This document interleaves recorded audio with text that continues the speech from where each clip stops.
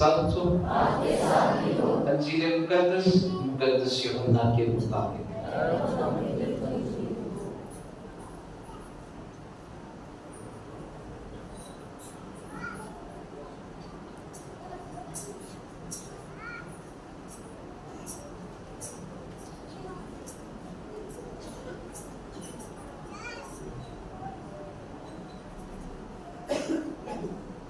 اس کے 13ویں باب میں سے سنیں۔ اس وقت عید فصح سے پہلے یسوع یہ جانتے ہوئے کہ میرا وہ وقت آ پہنچا ہے کہ دنیا سے رحلت کر کے باپ کے پاس جاؤں، جبکہ اپنوں کو جو دنیا میں تھے پیار کرتا تھا انہیں آخر تک پیار کرتا گیا۔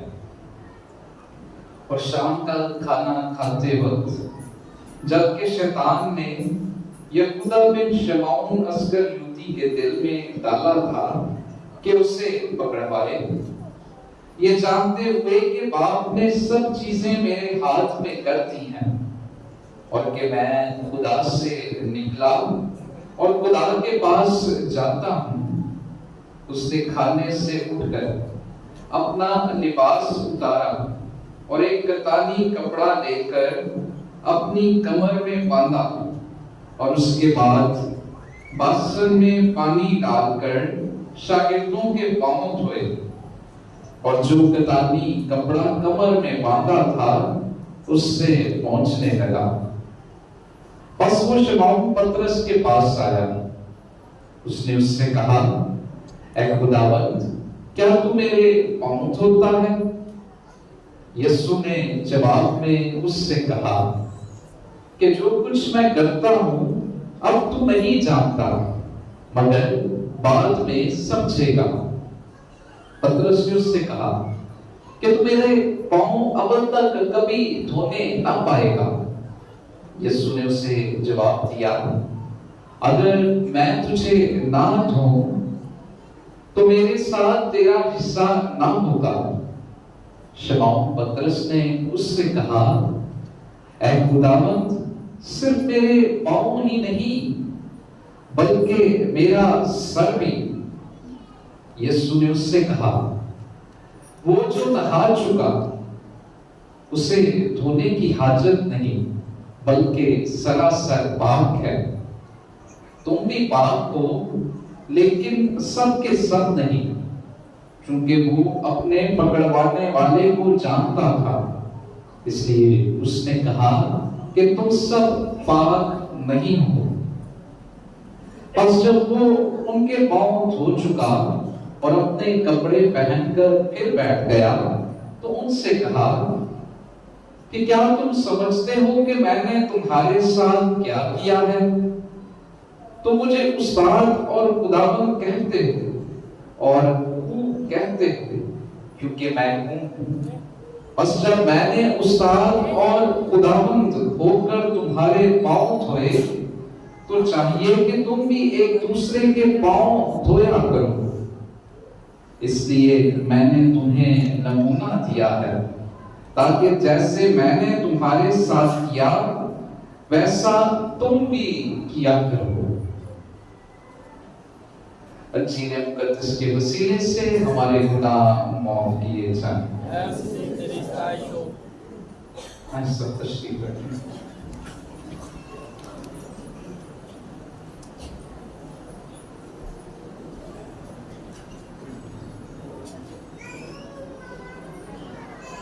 اسی خدا میں میرے عزیز مومنین، آج ہم پاک ہفتے کے اس پیک پر پہنچ چکے ہیں جہاں سے ہم اپنی سہ روزہ عبادت کا آغاز کرتے ہیں۔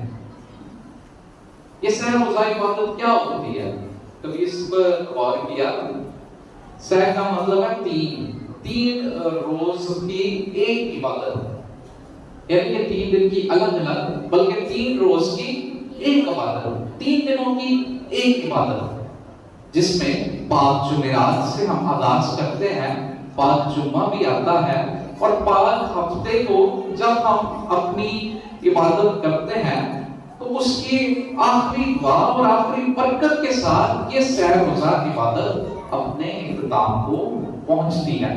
تو اس لیے اسے ہم سحر روزہ عبادت کہتے ہیں، جسے انگریزی میں ٹریڈیوم بھی کہا جاتا ہے. ٹری یعنی ٹرائی یعنی 3 دن کی عبادت. تو یہ 3 دن کی عبادت ہے. اس لیے جب آج اس عبادت کا اختتام ہوگا تو ہم سے دعا پڑھیں گے، اور دعا کے بعد ہم یوکرس کو یہاں سے ہم وہ جگہ جو ہم نے تیار کی ہے اس جگہ تک لے کر جائیں گے، اور اس کے بعد وہاں پر یوکرس کے ساتھ وقت گزار کر اسی طرح ہم اپنے گھروں کو پھر جائیں گے اور عبادت میں رہیں گے. اور پھر اگلے دن آئیں گے بغیر صلیب کے نشان کے ہم یہاں پر عبادت کا آغاز کریں گے، اور پھر ہم اسی طرح عبادت کے ختم ہونے پر بغیر صلیب کے نشان کے یہاں سے جائیں گے. آج میں ایک چیز یہاں پر اور کلیئر کرنا چاہتا ہوں، ایک اور چیز سکھانا چاہتا ہوں. اکثر اوقات ہم جب باغماس کی قربانی میں شامل ہوتے ہیں تو میں نے وہ نوٹس کیا ہے، میں نے ابھی نہیں بڑی دیر سے نوٹس کیا رہا ہوں، سیمنری میں بھی میں اکثر دیکھ رہا تھا کہ لوگ کیا کرتے ہیں، ہمارے ساتھ رہنے والے بھی کیا کرتے تھے، کہ ہم جب عبادت کا آغاز کرتے ہیں تو کس سے کرتے ہیں؟ ایک دفعہ سارے پڑھا کے اٹھاؤ کتنے نہ کری جیسی باپ بیٹا دے سائن آف دا کراس، یعنی صلیب کے نشان سے ہم عبادت کا آغاز کرتے ہیں. اور جب ہم دوسری دفعہ صلیب کا نشان بنائیں گے تو اس سے کیا ہوگا؟ عبادت. لیکن کئی دفعہ سارے بہت سارے مسیحی عبادت کے دوران بار بار صلیب بنائی جاتے ہیں، مختلف جگہوں سے یوکرس لے کے جاتے ہیں، یوکرس لے کے اللہ کے سامنے صلیب کا نشان بناتے ہیں.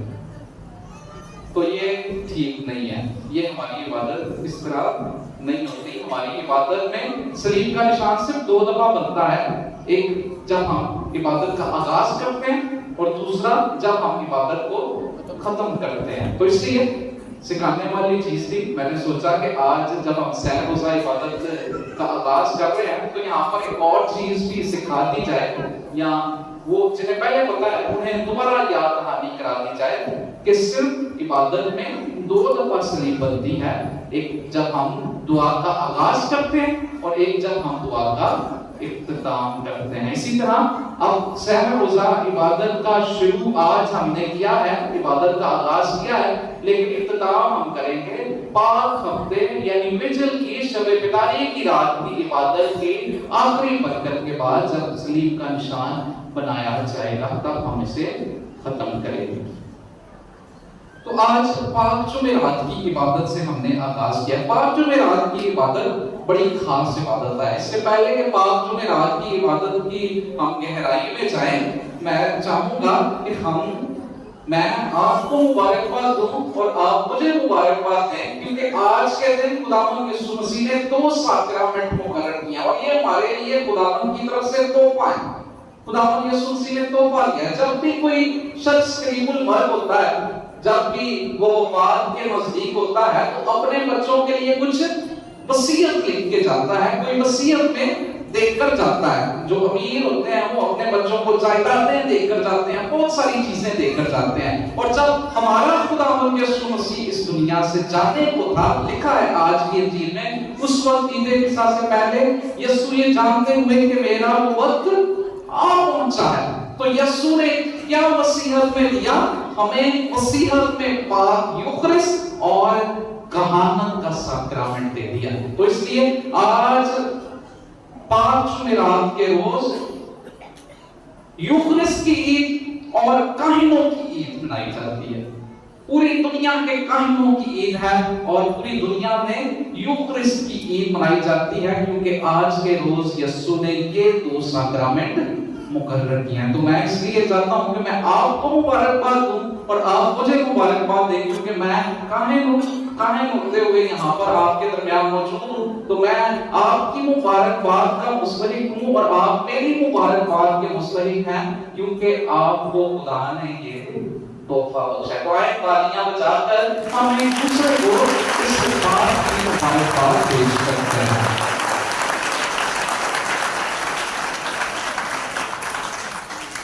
خداوند یسوع مسیح نے یوکرس کا ساکرامنٹ مقرر کیا.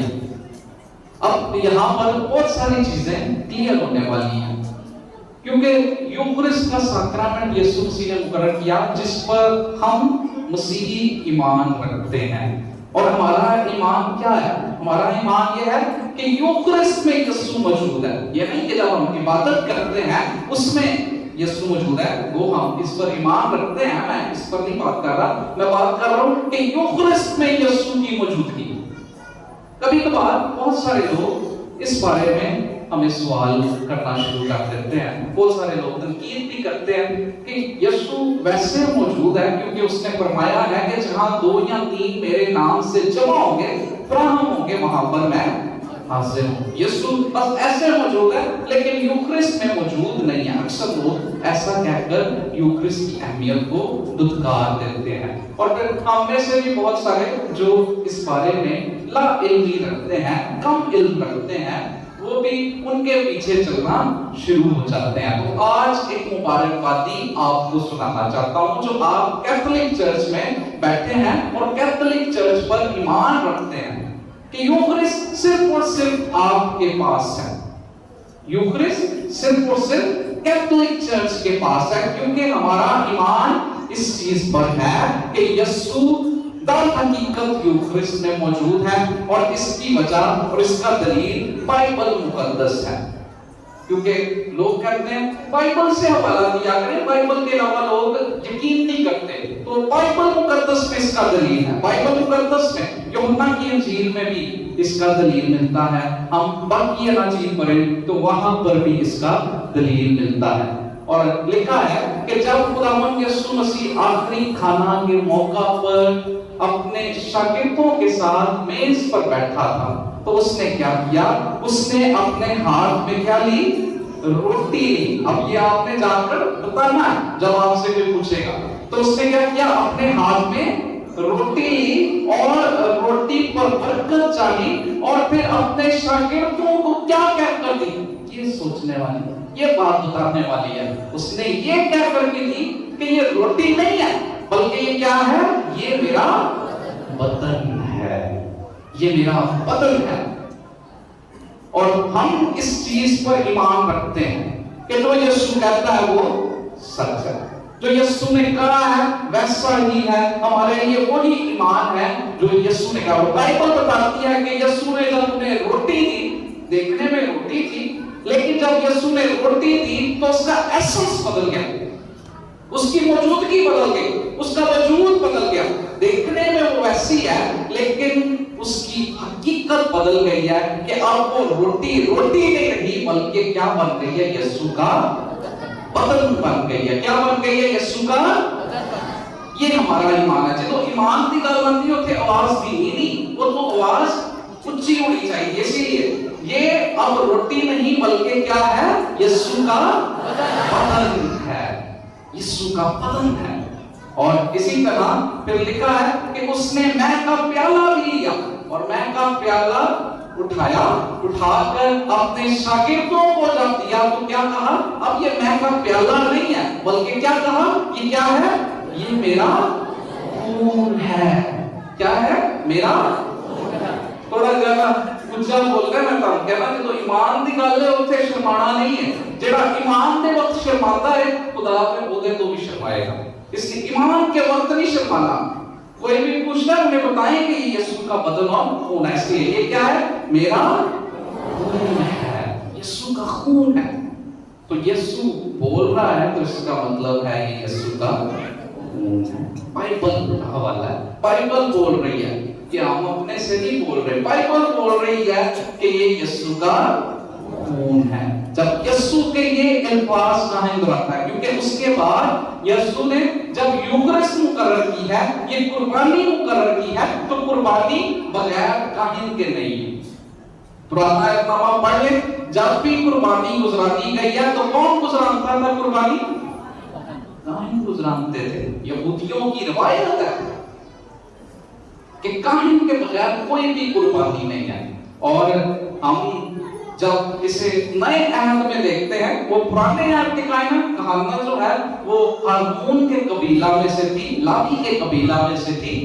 لیکن خداوند یسوع مسیح اس کہانت کو نیا رنگ دیتا ہے. وہ لاوی کے قبیلے میں سے پرانے عہد کی کہانت ہے، لیکن یسوع نئے عہد کی کہانت آج مقرر کر دیتا ہے. اور اس لیے وہ اپنے ساتھ اپنے شاگردوں کو بٹھا کر جب یہ کہتا ہے، وہ کہتا ہے میری یاد میں یہ یاد کرو. کہانت کا ساکرامنٹ مقرر کر دیتا ہے کہ میری یاد میں تم نے یہ کرنا ہے، میرے شاگردوں نے یہ کرنا ہے، ان چندہ لوگوں نے یہ کرنا ہے جسے اس نے لاکھوں لوگوں میں سے چن کر اپنے ساتھ میز پر بٹھا لیا.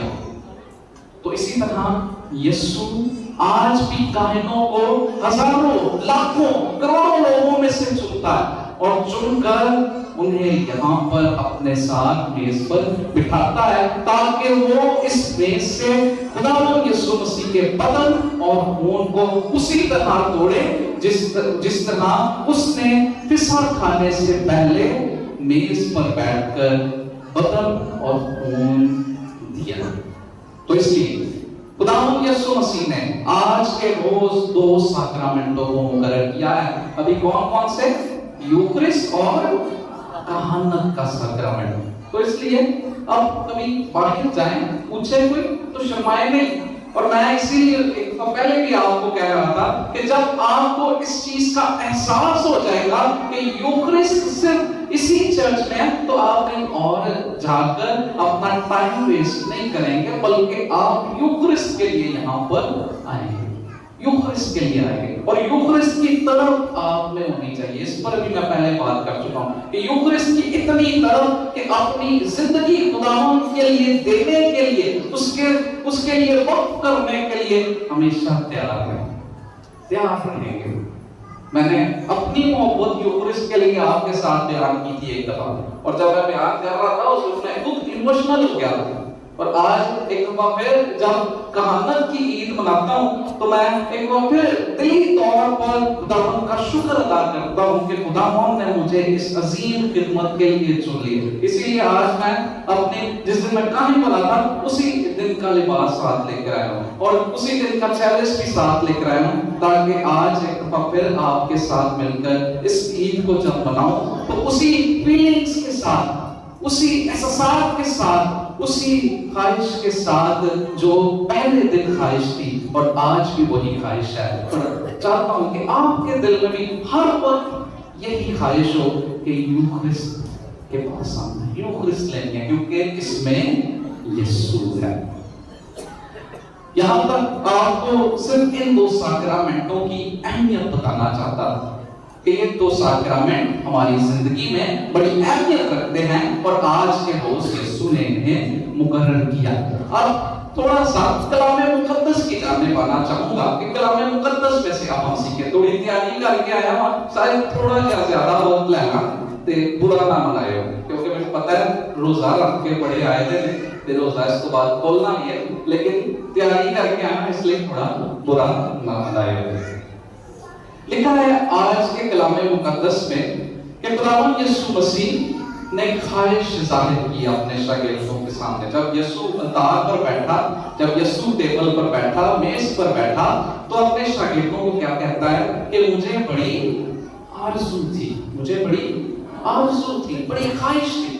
یہ شدت ہے، یہ شدت ہے کہ یسوع آرزو کرتا ہے، خواہش کرتا ہے تاکہ ہم اس کے اتار کے ارد گرد جمع ہوں. جس طرح وہ اظہار کرتا ہے بائبل مقدس میں کہ مجھے بڑی آرزو تھی کہ تمہارے ساتھ یہ پسا کھاتا. اور یہ لوگ پسا نہیں ہے جو پسا بنی اسرائیل کھاتے ہیں، یہ پسا یسوع کا پسا نیا پسا ہے، یہ نیا پاشکا ہے. یسوع اس پاشکا کو بدل دیتا ہے، اس لیے یہ پاشکا پاکماس کی قربانی ہے. یہ پسا پاکماس کی قربانی ہے جو یسوع کھاتا ہے، جو یسوع اپنے شاگردوں کے ساتھ کھاتا ہے. اس لیے یسوع کہتا ہے مجھے بڑی آرزو تھی. اس لفظ کو ایک دفعہ بولیے گا، مجھے بڑی آرزو تھی. تو بار بار ایک بال اس لیے کرنا مجھے تو لگتا ہے کہ ادھر ادھر دیکھ دینا، پھر میں کوشش کرنا کہ واپس لے کے آؤں، ڈائیورٹ ذہن نہ ہوتا ہے. تو یسوع کہتا ہے مجھے بڑی آرزو تھی. یسوع کو آج بھی بڑی آرزو ہوتی ہے، یسوع کو آج بھی بڑی خواہش ہوتی ہے کہ اس کے لوگ اس کے ارد گرد جمع ہوں. لیکن بڑا افسوس نال کہنا پیندا ہے اتوار نوں چرچ ادھا ہوتا ہے، ادھے لوگ آتے ہیں، لیکن عید جدڑ ہوتی ہے ادھر جڑا چرچ پاتا ہے ادھر جگہ ہی نہیں ملتی۔ تو یسوع کو آرزو ہے، یسوع کو خواہش ہے کہ آپ اس کے گھر پہ آئیں، آپ اس کے گھر پر آئیں۔ یسوع کو خواہش ہے، یسوع کو خواہش ہے کہ اس کے لوگ اس کے ارد گرد ٹھیک اسی طرح جمع ہوں جس طرح شاگرد اس کے ساتھ جمع تھے۔ تو یسوع آج آرزو کرتا ہے۔ پھر خداوند یسوع مسیح کچھ الہیاتی کام کرتا ہے، کچھ خدائی کام کرتا ہے اور کچھ انسانی کام بھی کرتا ہے۔ ہم تھوڑا سا اس فصح کی تاریخ جانتے ہیں۔ فصح یہودی کیوں منایا کرتے تھے؟ فصح یہودیوں کے لیے کیا تھی؟ فصح یہودیوں کے لیے جشن آزادی تھی۔ فصح یہودیوں کے لیے جشن آزادی تھی۔ ہماری جشن آزادی کب ہوتی ہے؟ 14 اگست۔ کب ہوتی ہے؟ 14 اگست کو ہم اپنی جشن آزادی مناتے ہیں، اور یہودیوں کی جشن آزادی عید فصح تھی، جب وہ اس واقعہ کو یاد کرتے تھے جو ان کی زندگی میں بہت سال پہلے ہوا تھا۔ اور یہ واقعہ کیا تھا؟ بنی اسرائیل 430 سال کے عرصہ تک مصر کی غلامی میں تھے۔ 430 سال، اس میں بہت ساری نسلیں تباہ ہو گئی، بہت ساری نسلیں غائب ہو گئی۔ 430 یعنی 18 یا 20 سال کے بعد نئی نسل شروع ہو جاتی ہے، تو اس میں بہت ساری نسلیں ختم ہو گئی۔ نسلوں کی نسلیں ان کی غلامی میں گزار دی انہوں نے اپنی زندگی، اور غلامی میں جب اپنی زندگی گزار دی تو اس کے بعد خدا نے ان کی زندگی میں موسیٰ کو نبی بنا کر بھیجا، اور موسیٰ نے آ کر انہیں رہائی دلوائی۔ اب یہ رہائی دلوانا جو ہے یہ بھی بڑا ڈرامیٹک سا ہے، ایسا کہ ایک وقت فرعون کا دل سخت ہو جاتا، فرعون انکار کر دیتا، اور ایک وقت فرعون کہتا کہ تم چلے جاؤ، میں تمہیں آزاد کرتا ہوں۔ لیکن بار بار فرعون کا دل سخت ہوتا تھا، اور جب 10 آفتوں میں سے 9 آفتیں گزر گئی تو اس کے بعد بھی خدا نے بنی اسرائیل سے کہا کہ تمہیں ایسے فرعون اور یہ مصری جانے نہیں دیں گے۔ اب میں کیا کروں گا کہ میں اپنا فرشتہ آسمان سے اتاروں گا، اور وہ مصر میں گھومے گا، مصر میں چلے گا، اور جب وہ مصر میں چلے گا تو تمام کے تمام مصر کے خاندان جو یہاں بستے ہیں ان کے پہلوٹوں کو قتل کر دے گا، اور جب وہ اپنے بچوں کی لاشوں کو سنبھال رہے ہوں گے تو اس وقت تم چپکے سے یہاں سے نکل جانا۔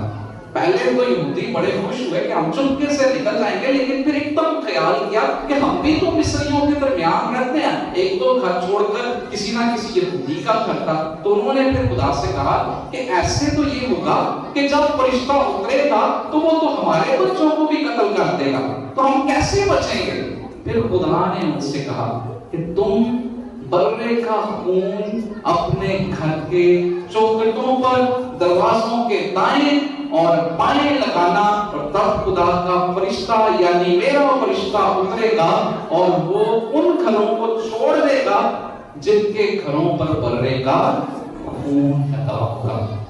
اس طرح وہ تمہیں چھوڑ دے گا، تمہیں میں بچا لوں گا، اور ان کے بچے مر جائیں گے، اور تم سب کے سب پھر یہاں سے چلے جانا۔ اس طرح خدا نے بنی اسرائیل کو بچایا، اور بنی اسرائیل اس بات کی یاد میں ہر سال عید فصح منایا کرتے تھے، اور اس لیے عید فصح بعد میں پوری قوم کی عید بنی، اس سے پہلے یہ خاندان کی عید تھی، کیونکہ خدا نے کیا کیا؟ خاندان کو بچایا، گھر کو بچایا۔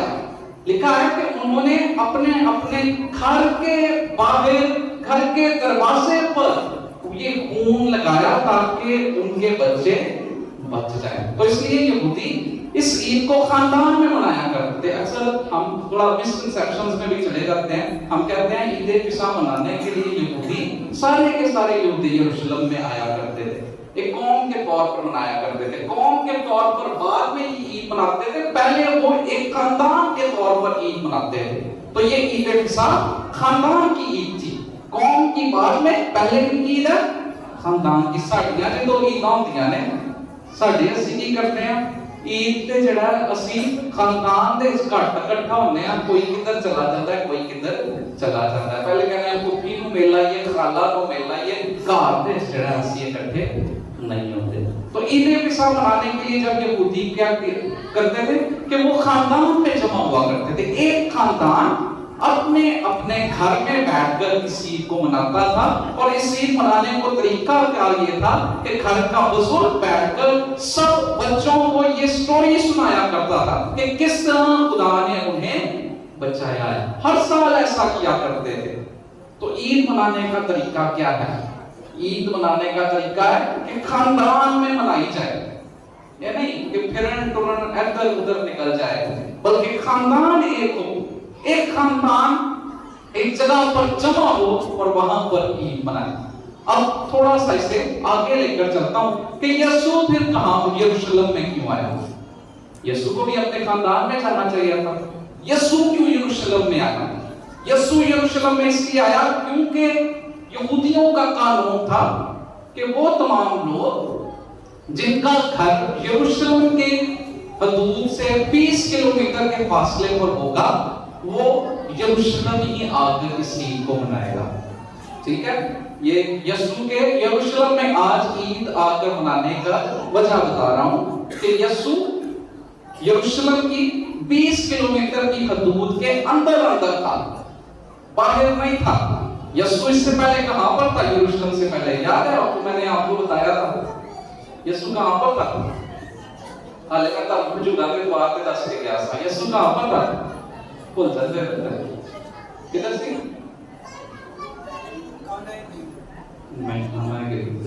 बैतनिया में था। यीशु कहां था? और बैतनिया यरूशलेम से बाहर थोड़ा सा ही दूर था, 30 किलोमीटर भी नहीं था। तो इसलिए यीशु वहां से कहां पर आया? यरूशलेम में इस ईद को मनाने आया। अब सोचने की बात है कि यीशु कदसा मरियम के साथ नहीं आया, अपने खानदान के साथ नहीं आया, बल्कि अपने नए खानदान के साथ जमा होता है। और वो नया खानदान कौन सा है? शागिर्दों के साथ जमा होता है, अपने नए खानदान के साथ जमा होता है, और जमा होकर वहां पर उनके साथ फिर इस पिसा को खाता।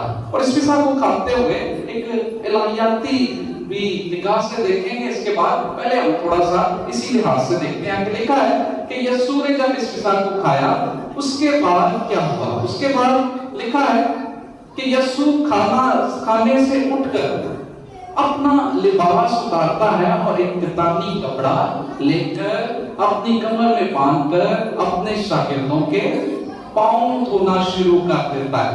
ये पांव धोने की रस्म ये गुलामों की थी कि गुलाम उस्तादों के, अपने मालिकों के, या कोई आता था तो उसके पांव धोया करता था। हमें थोड़ा सा याद होगा कि इब्राहिम के पास जब 3 लोग आए, जब इब्राहिम के पास 3 लोग आए तो इब्राहिम ने भागकर जाकर उनके क्या किए थे? पांव धोए थे, क्योंकि वो मुसाफिर थे, वो उसके पास एज अ गेस्ट आए थे और उसने उनके पांव धोए। उसने क्या कहा कि ऐ मालिक, उन्हें मालिक कहकर पुकारा कि मैं तुम्हारे पांव धोऊं और तुम्हारा खाने का इंतजाम करूं।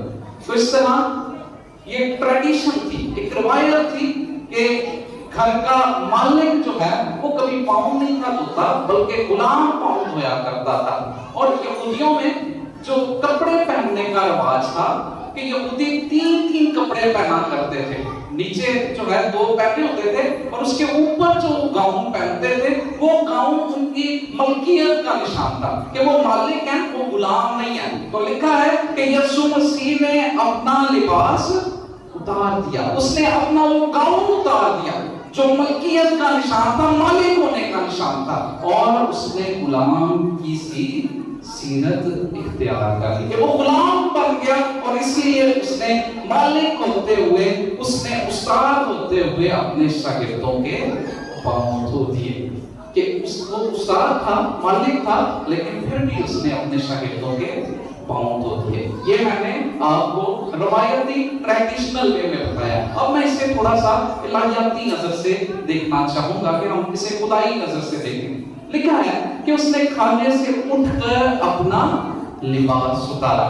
جب میں اسے پڑھ رہا تھا تو اسے پڑھتے پڑھتے ایک جگہ پر میں نے پڑھا، اس کی تفسیر کرنے والے نے لکھا کہ یہ آیت اس چیز کو بیان کرتی ہے کہ خداوند یسوع مسیح جو خود خدا ہے، اس نے اپنے خدائی کے لباس کو اتار دیا، کہ وہ خدا ہے لیکن خدائی کے لباس کو اتار دیا، کہ اس نے کھانے سے اٹھ کر، یعنی وہ اپنے آسمانی تخت سے اٹھا اور نیچے آیا اور اپنا خدائی والا لباس اتار دیا اور خدانی کپڑا لے کر اپنی کمر میں باندھا، یعنی ہماری انسانیت کو اپنا لیا۔ اسی لیے ہم کبھی کبھی گیت کرتے ہیں کہ مجھے راستی کا لباس دے، تو اس نے اپنا خدائی کا لباس اتار دیا اور ہماری انسانیت کے لباس کو پہن لیا۔ اور پھر کیا کرنا شروع کیا؟ لکھا ہے کہ باسن میں پانی ڈال کر شاگردوں کے پاؤں دھوئے، یعنی اس نے اپنے خون سے ہمارے گناہوں کو دھونا شروع کر دیا۔ اور پھر گناہوں کو دھونے کے بعد پھر ہم پڑھتے ہیں، لکھا ہے کہ واپس اپنی جگہ پر جا کر بیٹھ گیا۔ خداوند یسوع مسیح نے ایسا ہی کیا کہ آسمانی تخت چھوڑ دیا، زمین پر آ گیا، انسان بن گیا، ہماری خاطر اپنا خون بہا دیا، مر گیا اور تیسرے روز مردوں میں سے جی اٹھا، اور پھر 40 روز کے بعد آسمان پر واپس اپنے تخت پر بیٹھ گیا۔ تو یہ چھوٹی سی آیت میں، اس چھوٹے سے حوالے میں یوحنا ہمارے سامنے خداوند یسوع مسیح کی پوری کہانی کو بیان کر دیتا ہے کہ وہ خدا ہے لیکن اس نے اپنی خدائی کو ہماری خاطر چھوڑ دیا ہے تاکہ ہمیں بچا سکے۔ اور ہمیں بچانے کے لیے آج وہ ایک نیا حکم بھی ہمیں دیتا ہے اور نئی نصیحت بھی کرتا ہے، اور وہ نصیحت ہمارے سامنے لکھی ہے یوحنا کی انجیل اس کا 15واں باب اس کی 12ویں آیت، جس میں یوحنا کی انجیل اس کا 13واں باب اس کی 34ویں آیت، یہاں پر یہ تھوڑا سا حوالہ غلط لکھا ہے، تھوڑا سے ہم بعد میں درست کر سکتے ہیں، جس میں لکھا ہے میں تمہیں ایک نیا حکم دیتا ہوں کہ ایک دوسرے کو پیار کرو جیسا میں نے تمہیں پیار کیا ہے۔ تو نیا حکم آپ دے دیتا ہے، جس طرح نے کہا نصیحت کرتا ہے، یہ نصیحت ہے اس کی ہمارے لیے کہ ہم ایک دوسرے سے پیار کریں، برادرانہ الفت رکھیں، اور برادرانہ الفت دکھانے کے لیے پاؤں بھی دھوتا ہے اور چاہتا ہے کہ ہم بھی ایک دوسرے کے پاؤں دھویا کریں۔ اس لیے آج میں جس طرح اس نے کہا کہ میں نمونہ دیتا ہوں، آج میں آپ کے سامنے ایک مثال دوں گا، آپ کو مثال دوں گا کہ میں اپنے ان بھائیوں کے پاؤں دھوں گا، ان کے پاؤں دھو کر ان کے پاؤں چوموں گا، اور پھر آپ نے اپنے گھر جا کر ایک دوسرے کے پاؤں کو دھونا ہے تاکہ خداوند کی وہ الفت، خداوند کی وہ محبت جو اس نے اپنے اس قربانی کے وسیلہ سے اپنے کانوں میں ڈالی ہے، وہی محبت، وہی الفت آپ بھی ایک دوسرے کے ساتھ بانٹ سکیں کہ جیسا میں نے پیار کیا ہے تم بھی ویسا ہی پیار کرو۔ تو اس لیے تمام حضرات، مرد اور عورتیں، آپ گھر جا کر ایک دوسرے کے پاؤں دھوئے، بہن بھائی ایک دوسرے کے اور میاں بیوی ایک دوسرے کے پاؤں دھوئے۔ یہ ٹاسک ہے، یہ ہوم ورک ہے، اور یہ جان کر کرنا بھی ہے، کیونکہ کل میں پھر آنا ہے تو میں پوچھنا ہے آ کے کہ کتنا کیتا ہے، تو یہ ٹاسک آپ نے کرنا ہے اپنے گھر جا کر، اور یہ ٹاسک آپ سے وہ تمام جو جھوٹی ہم نے انا بنا لی ہے اپنی ایک دوسرے کے سامنے، اسے ختم کرنے میں مدد کرے گا، اور ایک دوسرے سے پیار اور محبت کے ساتھ رہنے میں ہیلپ کرے گا، ہیلپ فل ہوگا، مددگار ہوگا۔ تو اس لیے یہ ہوم ورک آپ کو دوں گا، جب میں یہاں پر پاؤں دھوتا ہوں تو مجھے دیکھتے ہوئے کچھ سیکھ لو، کہا جا کے ایک دوسرے کی خدمت کرو، پیار کرو ایک دوسرے کے ساتھ، تاکہ خداوند کا پیار تاڈے وچ بھی نظر آئے۔ میں دعا کروں کہ خداوند خدا دا اے پیار جڑا انہیں اساں نال کیتا ہے، اساں انساناں نال دکھایا ہے، وہ پیار اسی ایک دوسرے نال کرنے والے بن سکیے، ایک دوسرے دی زندگی دے وچ دوجیاں دی سہارا بن سکیے۔ ایک دفعہ پہ تانوں کائمہ دیا عید تے باقی یوکرسٹی آئی بہت بہت مبارک ہوئے، اور پھر ایک پتالیاں بجا کے ایک مبارکباد